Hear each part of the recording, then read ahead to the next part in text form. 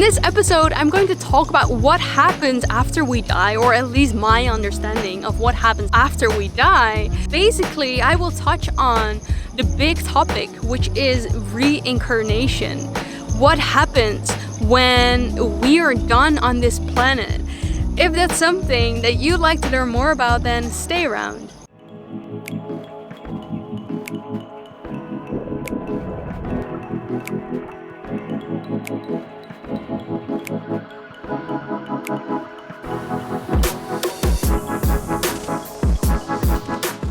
Hello everyone, welcome back to another episode of On Purpose by Lynn.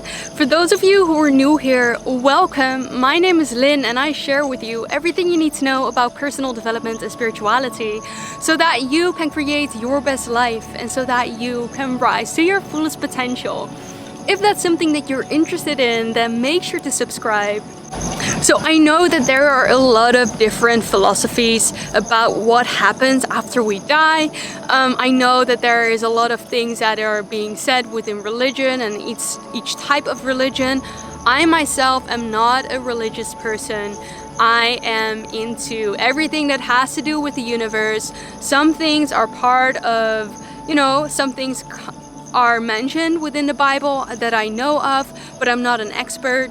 And basically what I want to say is that whatever you believe about what happens after we die, I'm not here to preach anything that you don't believe in. I'm just here to share my view and perhaps open up your mind about what happens when we die, what happens when we leave our planet. And I'm going to best give you my explanation after studying so many different things, learning from people who channel, but also just what my soul most resonates with, because I always think that that is most important whenever you look into information. Whenever you look at me or different people on YouTube or spiritual teachers, always look within yourself and see, do I resonate with this? How does this feel? How does this knowledge feel to my soul? And often your soul and your resonance with a certain topic is a pretty good indication that something is true or not true for you. So that's what I want to say before I start this video. Take whatever resonates with you and just leave anything that doesn't. So getting into today's topic. What happens after we die? Now, as a child, I have always assumed that we have a soul, we have a spirit, and the spirit basically leaves our body whenever we die. And one of the first confirmations that I got within my own life was actually when I started to, it was in high school, when I started to learn about energy in chemistry. And I know there is this rule and it says energy never dies. It can only be transferred. So for me, my first thought when I heard about that within high school was, oh my God, that means that whenever we die, our soul or this energy must go somewhere else. It needs to be transferred. And for me, that was kind of a first sign of, hey, there is afterlife, or there is something that happens somewhere that we go to after that we die. And it wasn't until I started to spiritually awaken that I started to researching more about these kind of topics, because I was just so curious about the soul, where it comes from, where do I come from, what is my origin, all these types of things. And what I quickly learned is that within spirituality, there are many different species. There are many different beings that you can incarnate into. And what I mean with that is that I truly believe that reincarnation is real and that our soul lives infinitely. That our soul basically gets to experience different lifetimes on our planet, on different planets within our galaxy. to basically evolve as good as possible, to evolve, to raise our vibrations and to evolve as a spiritual being as good as possible. And that is why we choose to come to Earth. So what I truly believe is that when we die, we go to a place that is called, or that you can call, afterlife. Meaning that this is a place that is not within the dimensions of the universe, but it's literally an afterlife place where we get to spend our time. I think, most probably, and this is what I believe, this is what I know as far as I've researched this, you will spend your time with your soul family or people that you know, at least the soul, the souls. It not necessarily means that it is the form of the incarnation as we recognize them as, but the souls. And this soul group, I truly believe, is sometimes we choose to incarnate at the same time in order to fulfill a certain mission in this life.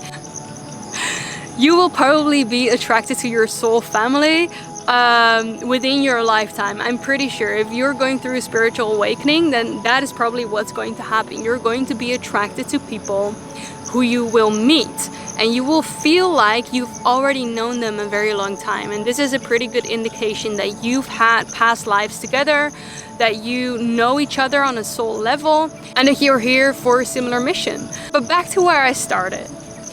So what I'm saying is that yes, reincarnation exists. I know Hinduism and Buddhism, they talk about reincarnation. And what I truly believe is that once that we fulfill our mission and we raise our vibration, or we get to master the spiritual game that we're playing on Earth, we kind of graduate from this planet. Meaning that we graduate from a certain dimension, and once that we've graduated for this dimension, it means that we don't have to play this whole game out another time.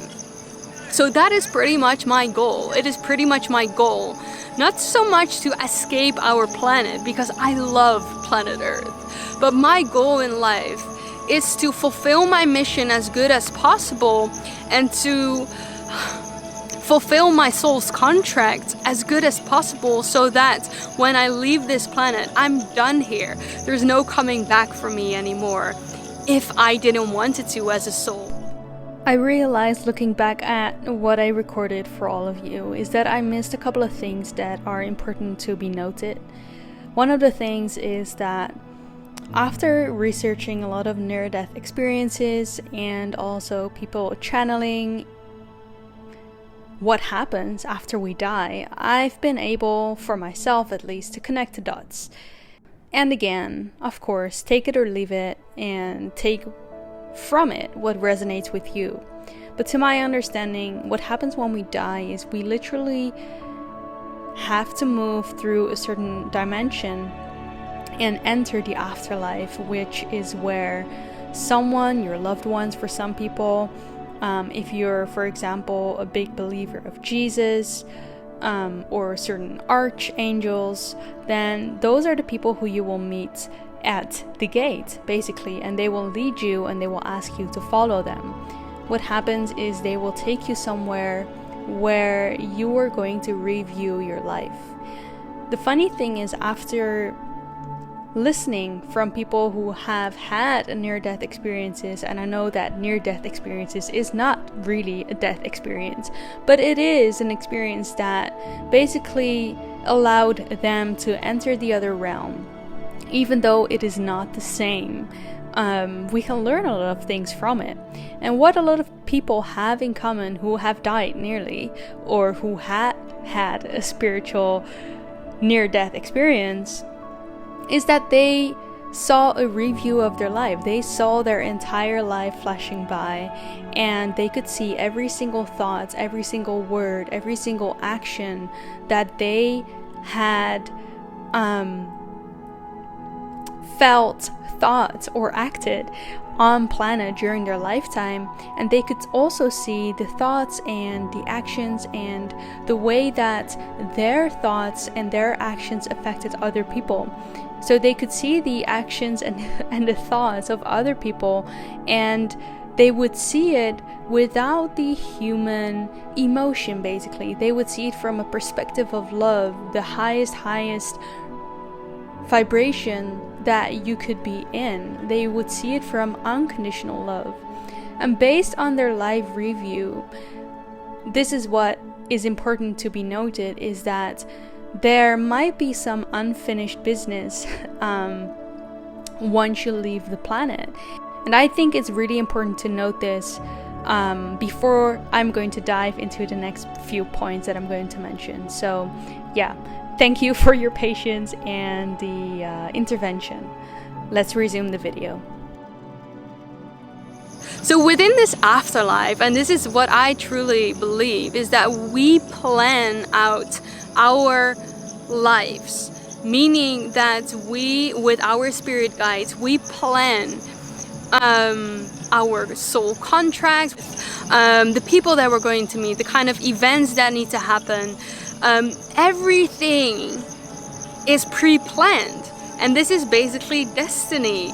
Your destiny is pre-planned, not just by the universe, but it's planned by you. And this makes it so interesting, because sometimes I wonder, like, why do these bad things happen to people? Why do people have to get incurably ill, or they have to lose a loved one, or they have to, you know, sexual abuse and war and all these type of things? Like, why would God, if you will, or source, create those things? And my explanation for that is